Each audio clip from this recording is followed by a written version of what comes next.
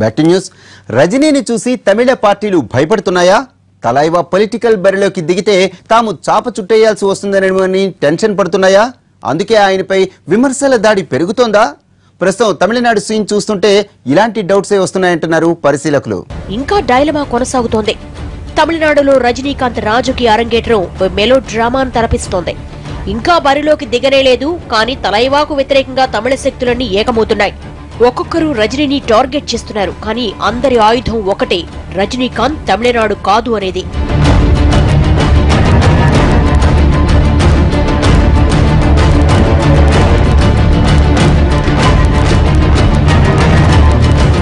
మొన్న కమల్ తిట్టిపోశారు.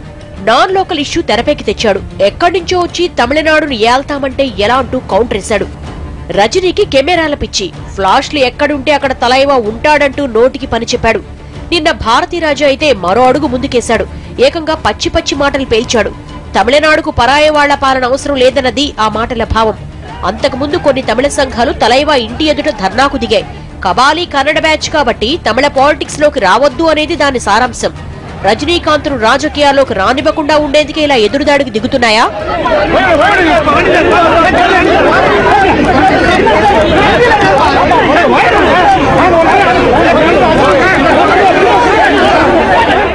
నాలుగు దశాబ్దాలుగా తమిళ రాజకీయాలను దగ్గర నుంచి చూస్తున్న రజనీకాంత్ ఆ మాత్రం తెలియందేం కాదు. అందుకే నేను పచ్చి తమిళుణ్ణి అనే డైలాగుతో విమర్శకులు అందరి ముందరి కాళ్లకు బంధం వేసే ప్రయత్నం చేశారు. అయితే పదే పదే భాష మీద దెబ్బ కొడుతూ భాషకు తల బొప్పి కట్టేలా చేస్తున్నారు సినిమా ప్రజలు. అయితే పొలిటికల్ సైడ్ నుంచి మాత్రం మూడో ప్రత్యామ్నాయం కోసం చూస్తున్నట్లు కనిపిస్తోంది.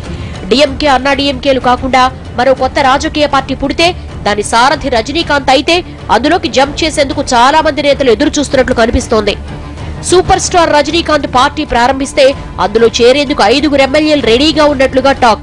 పన్నీరు సెల్వం, పళనిస్వామి వర్గాలకు చెందిన కొందరు రజనీ వైపు చూస్తున్నట్లు సమాచారం. డిఎంకే, కాంగ్రెస్ నేతలు కూడా రజనీతో సంప్రదింపులు జరుపుతున్నట్లుగా ప్రచారం జరుగుతోంది.